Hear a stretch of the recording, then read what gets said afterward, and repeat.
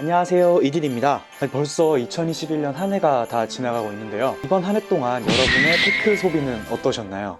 잇이라서 좀 먹는 거랑 테크랑 많이 하려고 했는데 코로나다 보니까 많이 먹으러 못 다녀서 어쩌다 보니까 테크 제품들을 진짜 많이 구매하게 됐는데요. 특히나 저희 채널에 올라갔던 영상들 중에 가장 많이 사랑을 받았던 게 로봇 청소기 영상들이랑 이 태블릿 영상입니다. 그래서 이번 영상에서는 저희가 한번 2021 베스트 태블릿 어워드를 한번 열어보려고 합니다. 그 가성비 태블릿은 계속해서 저희가 영상을 좀 올렸어서 이번에는 용도별로 한번 태블릿들을 나눠봤어요. 첫 번째는 영상 머신용, 그리고 두 번째는 게임용, 세 번째는 업무용입니다. 업무용은 아무래도 뭐 영상 작업이나 멀티 작업이나 그런 걸 다 해야 되다 보니까 고사양 태블릿 위주로 저희가 구성을 했고요. 물론 비싼 태블릿일수록 업무용뿐만 아니라 영상 머신이나 게임용으로도 충분히 당연히 더 좋긴 합니다만, 일단은 다른 기능까지 필요 없고 딱 해당 용도로만 태블릿을 사용한다 했을 때 적당한 태블릿 위주로 저희가 리스트를 한번 꾸려봤다는 거 참고 부탁드립니다. 그럼 먼저 영상 머신용 태블릿부터 보도록 하겠습니다. 영상 머신용 태블릿으로는 아이플레이 40, 그리고 레노버 P11, 갤럭시 탭 A7, 그리고 약간 번외로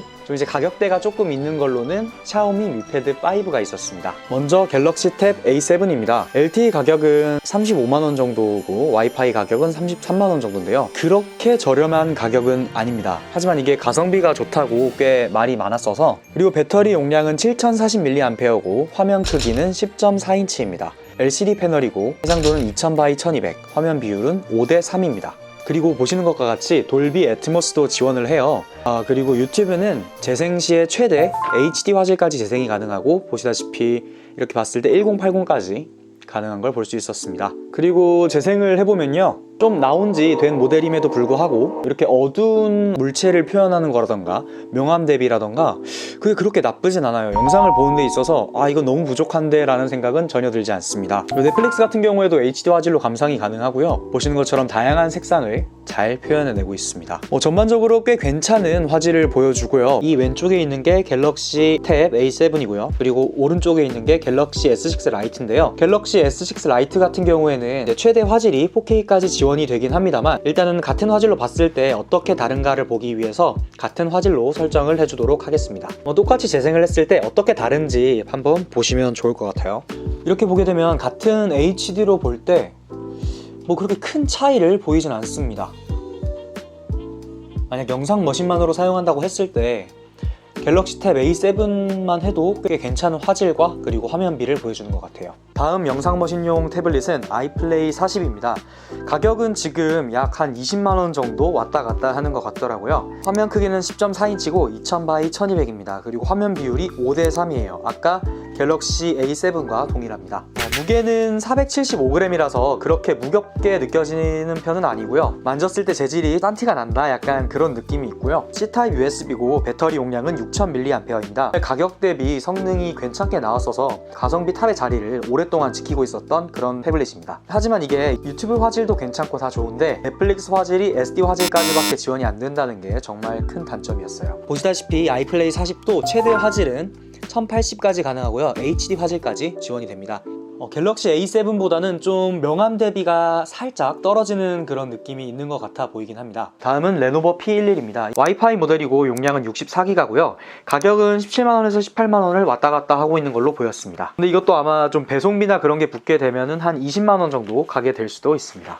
배터리 용량은 7700mAh고요 다른 영상 머신용 태블릿들과 동일하게 쿼드 스피커를 탑재하고 있습니다. 그리고 화면 크기는 이 중에서 제일 커요. 11인치고요 LCD고 2000x1200으로 동일합니다. 400니트의 밝기를 가진다고 합니다. 갤럭시 탭 A7과 동일하게 돌비 애트모스를 지원하고 있고, 이게 가장 좋은 게 넷플릭스를 풀 HD로 볼 수가 있습니다. 보시다시피 여기 돌비 애트모스 앱 시장이나 돌비 메시지 인서가 이런 게 있죠. 그럼 한번 이 태블릿도 4K 영상을 재생해 보도록 하겠습니다. 1080까지가 최대고요 HD로 한번 보도록 하겠습니다.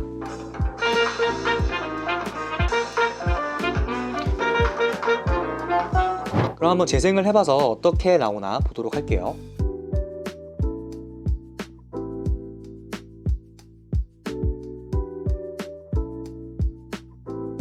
네, 먼저 아이플레이 40의 음질부터 보도록 하겠습니다. Half three when I called you up, said I need you now cause I'm losing patience. Half three when I called you up, said I need you now cause I'm losing patience. You now cause I'm losing patience. By four you were knocking on my door. And it was easy. You put the records on to replay. Danced till we couldn't see straight. Till the morning came along. And it was easy. You put the records on to replay. Danced till we couldn't see straight. Till the morning came along. And it was easy. You put the records on to replay. Danced till we couldn't see straight. Till the morning came along. Cause that's what friends are for. Cause that's what friends are for. 네, 한번 세 개를 각각 들어보고 오셨는데요. 여러분들도 아마 이게 너무 차이가 커가지고 지금 이렇게 녹음한 걸로도 차이가 느껴지실 것 같은데, 일단 음질 탑은 갤럭시 탭 A7인 것 같고요. 소리가 공간을 꽉꽉 채우는 그런 느낌이 강하게 납니다. 그 다음으로 좋은 게 이 레노버 P11이고요. 그 다음은 이제 아이플레이 40인데 이건 솔직히 음질이 좋다고는 못하겠습니다. 솔직히 HD 화질만 봤을 때는 각각의 조금 이제 채도의 차이는 약간 브랜드마다 추구하는 어떤 색감이 달라서인 것 같고, 크게 뭔가 이건 너무 불편한데 이건 좀 보기가 그런데 하는 그런 건 전혀 없었고요. 화질은 솔직히 거의 다 비슷비슷했습니다. 다만 아쉬운 점이라면 아이플레이 40은 넷플릭스가 SD 화질까지 밖에 지원이 안 된다는 게, 그게 정말 아쉬웠어요. 그래서 가격만 놓고 본다면 이 아이플레이 40이 솔직히 게임 성능도 꽤 좋고 그리고 영상도 무난하게 잘 되기 때문에 어떻게 보면 가성비로 치면 아이플레이 40이 괜찮을 수도 있겠지만, 영상용 머신으로만 놓고 본다면 넷플릭스 화질도 그렇고 유튜브는 다 거의 비슷하게 나온다 치고요. 음질을 봤을 때 이거는 일단 아이플레이 40은 베스트 자리에 놓기는 조금 그런 것 같고요. 음질은 갤럭시 탭 A7이 좀 압도적으로 좋긴 좋았으나 태블릿의 가격이랑 그리고 배터리 용량 같은 거를 다 좀 고려해 봤을 때 이 레노버 P11이 좀 괜찮은 편에 속하지 않나 하는 생각이 듭니다. 2021년에 EDC 구매한 태블릿 중에 영상용 머신으로는 이 레노버 P11이 가장 좋았습니다. 네, 다음은 게임 머신용 태블릿입니다. 아이플레이 40이 있고요. 그리고 아이패드 미니 6세대, 그리고 샤오미 미 패드 5, 그 다음엔 레노버 P11이 있습니다. 게임용 태블릿을 볼 때 중점적으로 본 것은 배터리 용량, 그리고 성능, 저장 용량, 조작감입니다. 아이플레이 40이 20만원대로 가장 저렴하고요. 그 다음에 레노버 P11이 아이플레이 40과 거의 동일합니다. 그리고 샤오미 미 패드 5가 41만 4천원 정도고요. 아이패드 미니가 57만원 정도입니다. 그럼 한번 플레이를 해보도록 하겠습니다. 먼저 아이패드 미니 같은 경우에는 4K랑 울트라로 진행을 함에도 불구하고 상당히 부드러운 움직임을 보여주고 이렇게 버벅이는 것도 전혀 없습니다. 화면이 8.3인치여서 딱 이렇게 손으로 가상 패드를 조작하기 좋은 크기입니다. 10인치 정도가 늘어나기 시작하면 살짝 손이 이렇게 멀어지기 때문에 모임력도 많이 일어나게 되더라고요. 반면에 이 아이패드 미니는 사이즈가 딱 그 조이스틱을 쥔 듯한 그런 그립감이라서 조작감 면에서 일단 제일 좋은 것 같고요. 아무래도 그리고 가격이 제일 비싸다 보니까 성능도 가장 좋습니다. 보시다시피 되게 부드럽게 잘 돌아가죠. 이렇게 빠르게 이동을 하더라도 그렇게 렉이 심하지도 않아요. 보시다시피 정말 딱 이 조이스틱을 잡는 듯한 그립감이라 되게 가상 패드를 입력하는 데 있어서 불편한 게 없습니다. 이게 정말 좋은 것 같아요. 게임을 진행하는 데 있어서도 전혀 버벅이는 게 없고요. 따로 버벅이거나 그런 건 없습니다. 이렇게 갑자기 돌리면은 화면 이렇게 하면서 하면 살짝 좀 렉이 있네요. 즐기기엔 전혀 문제가 없습니다. 싸울 때도 따로 렉이 전혀 없어요. 이것도 역시나 조작감이 아주 좋습니다.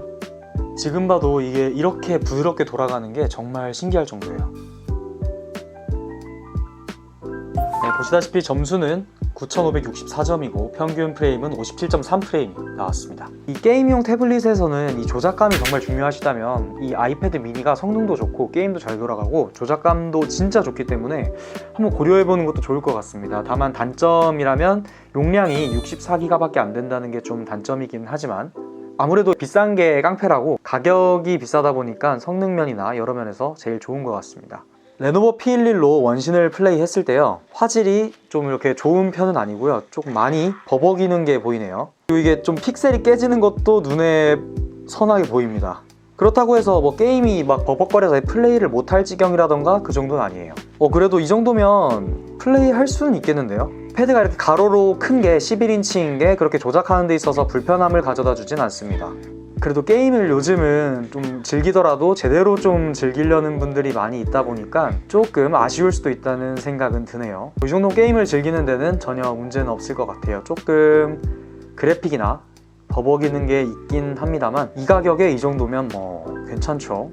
카러플은 이게 인터페이스를 제가 바꿀 수 있긴 한데 좀 확실히 좀 너무 넓네요. 조금 오입력이 있습니다. 그렇다고 해서 뭐 렉이 걸리거나 그런 건 전혀 없고요. 부드럽게 잘 플레이가 되고 있어요. 전혀 렉도 없고 원활하게 잘 즐길 수가 있습니다. 카러풀은요. 화질은 밸런스까지만 되고요. HD는 지원을 하지 않고 있습니다. 그리고 FPS 설정은 중까지 되고요. 한번 플레이했을 때 어떤지 보도록 할게요. 네, 일단 게임을 시작했는데요. 이런 UI나 이런데 이게 조금 되게 픽셀이 깨지는 게 일단 보이고요. 화면을 넘기는 데 있어서도 좀 많이 버벅이고 화질이 안 좋은 게 많이 티가 납니다. 이렇게 게임을 즐기기엔 너무 아쉽지 않나 하는 그런 생각이 드는 성능입니다. 보시다시피 지금 캐릭터가 되게 천천히 뚝뚝 끊기면서 뛰어가는 게 보이시죠?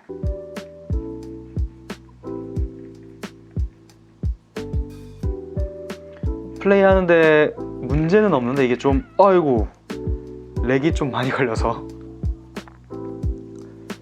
네, 보시다시피 프레임이 거의 확보가 안 되는 걸 거의 완전이네요. 이게 사진을 보는 것 같은 그런 프레임을 보여주고요. 프레임이 1.6, 2.2 정도까지 떨어지고 있네요.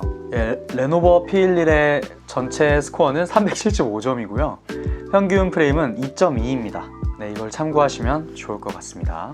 샤오미 Mi Pad 5로 원신 플레이입니다. 상당히 부드럽게 화면이 돌아가고요. 캐릭터 모션도 부드럽고 그리고 버벅이는 것도 전혀 없습니다. 아이플레이 40이나 레노버 P11 같은 경우에는 이렇게 빠르게 돌리면 스르륵 하고 되는 것보다는 뚝뚝뚝뚝 끊기면서 전환이 됐는데 이거는 되게 부드럽게 이렇게 바뀌고 있어요. 모션도 상당히 부드럽고 저렴한 모델들 있잖아요. 그러니까 아이플레이 40이나 레노버 P11 같은 경우에는 그래픽이랑 타협을 보는 대신 좀 그나마 원활하게 돌아가게 했고 뭐 어느 하나를 포기했다면 아이패드 미니랑 샤오미 Mi Pad 5는 둘 다를 조금씩 가져가려고 한 게 보이는 것 같아요. 진짜 원활하게 잘 돌아갑니다. 그리고 화면 크기도 꽤 커서 괜찮은 것 같네요. 조작감은 화면이 작은 패드들과 비교했을 때는 좀 떨어지는 편이긴 합니다. 그래도 이 정도면 뭐 어차피 태블릿에서 그렇게 뭐 완벽한 조작감을 찾을 건 아니니까 이 정도면 괜찮은 것 같고요. 다음은 배틀그라운드를 한번 플레이 해보도록 할게요.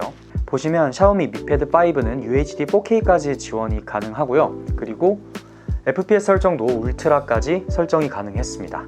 확실히 와 진짜 부드러워요. 화면 크기도 크고 뭔가 이 정도면 아이패드 미니에서 화면이 더 커진 느낌이에요. 부드럽고 적들도 전혀 버벅이지 않고요.